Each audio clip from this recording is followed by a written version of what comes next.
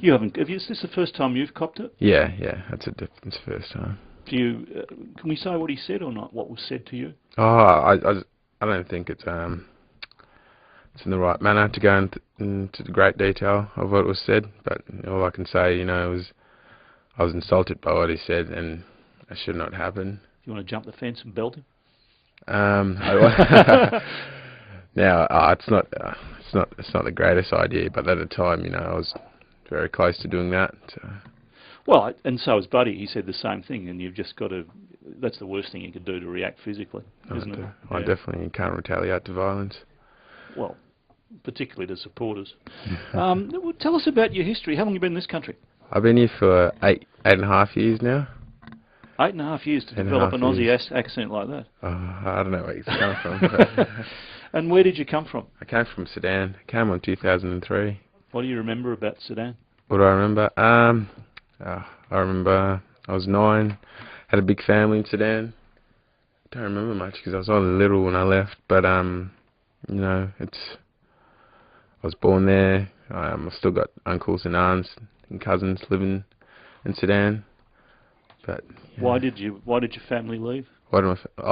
Sudan's been in civil war with itself for about 21 years or so. And Mum and Dad thought it'd be a good idea to leave the country. They didn't want us to experience any of the war, before it starts getting serious. Because at the time you hear about it. We had friends with their dads were in the army and have passed away. We heard stories like that. So I think Mum and Dad just didn't want us to face any of that drama. I was going to say you must have. I've heard that the war in the country is so widespread that everybody's lost friends or relatives. So you've certainly lost friends and relatives in that situation. Yeah, definitely. I've lost a couple of cousins who've been in the war. It was compulsory back then. After you finished uni, you had to you had 1 year service in the army. So I think it was compulsory. No. So you would have been in the army. Oh, definitely. Yeah. That's not a good thing. So your parents decided to come to Australia, and you settled here. How's it been? One of the things that's encouraged me is you had this idiot having a go at you, and that was unusual. You haven't copped racial abuse, racial problems since you've been in the country? No, I haven't really. Since I've come here, Australian society has been very welcoming to me and my family, and I think I fitted in so well that it was kind of a shock to me that it happened. But I suppose it's only the minorities, and I guess sometimes in our lives we've got to face adversaries to be better people. So it's only a minor thing. I hope it doesn't happen again. So. Have you talked to your parents about it? Oh, yeah, I definitely have. Mum and Dad have been very supportive. They told me we've experienced tougher things than just racism. So it's only a hiccup, but I suppose. Isn't that interesting that they've experienced tougher things than racism? They mean the sort of violence that they've had to live with in Sudan.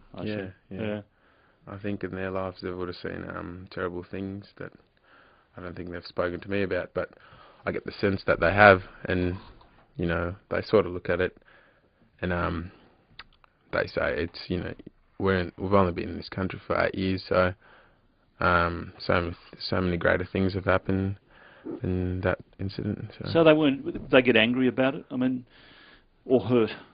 They were sort of worried about me more than anything, and I was feeling pretty down the last couple of days, but with the support I've had from the football club and both football clubs and the VFL have been tremendous, and my friends and everyone's supported me really well.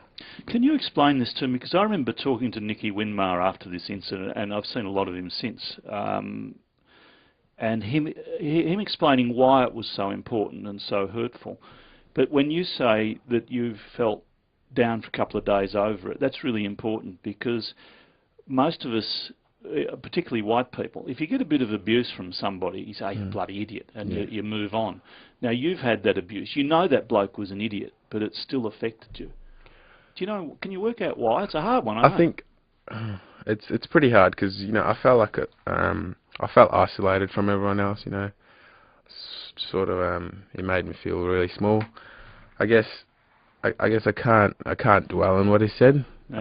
I've just got to move on, I've come out, did a bit of media yesterday, and I wanted to come out and spoke to the club. I just wanted to come out and tell everyone, it happened, but we've got to move on. But it's not acceptable. It's not, but it made you feel small and isolated. You know you're not isolated because all your teammates would have been with you. Yeah, the whole club was with you. Yeah.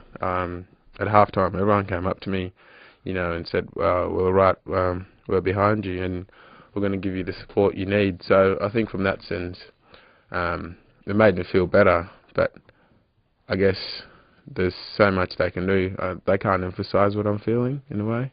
That's what I'm trying to get at. How do you explain how you feel? You feel that it's made you an outsider, is that it? That there's this bloke saying, this idiot, I repeat, is saying you're an outsider or you're somehow different.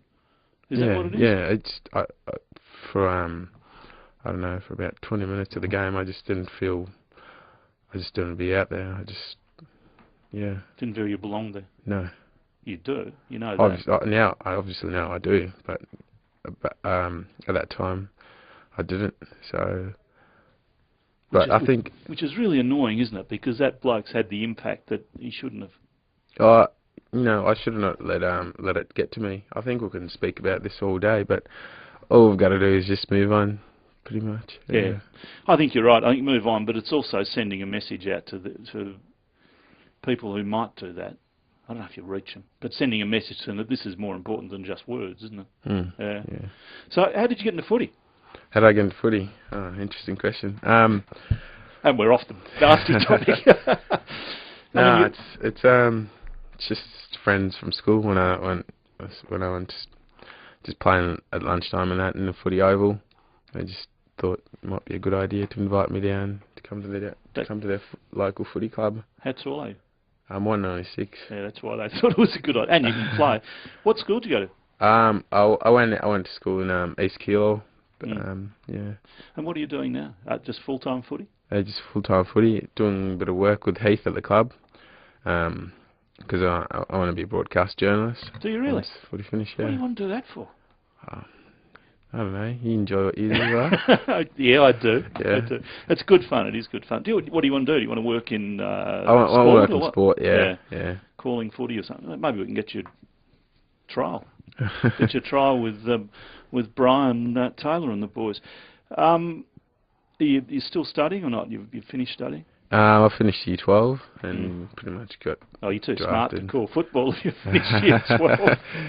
Pretty much got drafted straight away. But no, I want to go to uni, but I think speaking to Heath past couple of months, and he said it might be a good idea to just get a bit of working experience to see if I'm still interested in the field. Oh, that's a good idea, and seriously, we'll have a talk to you about that. But you can also you can do uni part time and that sort of thing. Do a subject here and there. It can be good fun.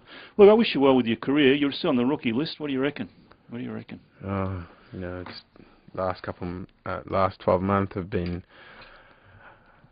a big step up for me. Coming to the club last year, couldn't even get out into training track. But now I'm playing the VFL. Played 10 games so far, which I think that's how many games I played last year. I just hope to play consistently in the VFL, and if the opportunity arises to get elevated, I'll certainly grab it with both hands, and if it would be good to get a game. Well, your coach says you've made extraordinary strides in a short time, and that's all you can do, isn't it? Really, you can focus on that improvement, and when you stop improving, who knows? I just can't get ahead of myself. I just got to take smaller steps at the moment. So. Yeah. Well, look, I hope you don't cop this anymore. But I guess having copped it once, you sort of you build up a shield to it. But you cope with it, don't you? You haven't got an option. No. But I hope there's not too many people like that out there. And as you say, you've been here 8 years and you've found a pretty decent country. I think it usually is. Oh, definitely. Despite some idiots. Well, good luck. You committed to North. You wouldn't like a game down at Melbourne, would you? No, I'd like to be a team player. We could do with a... No. All right, thanks very much for coming in, and good luck with it. And I hope that just a little chat like this helps to change the world a bit. You never know. No worries. Thanks, Neil. Thanks for having me in. You don't want to do an audition here as a footy caller, do you?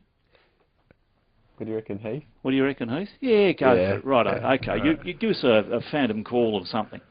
What do you want to say? Well, why don't you call yourself kicking the winning goal in a No, I don't know. Just give us a little passage of play. A little passage of play. Righto, here we are. 3AW is football. Alright, Brent Harvey, handballs to Daniel Wells. Daniel Wells running down the wing. Passes to big Drew Petrie. Drew Petrie takes a big clanger. What a clanger! Now he's walking back, taking 10 steps, going through his routine. Big Drew Petrie kicks a goal for North Melbourne, wins the grand final. Well, you got pretty fired up about that. Good on you. You got to start somewhere, and all the best. Thanks for coming in. I really appreciate it. Good luck with your career. No worries, thanks, Neil. Majak Daw from the North Melbourne Footy Club, and who knows, the next Brian Taylor.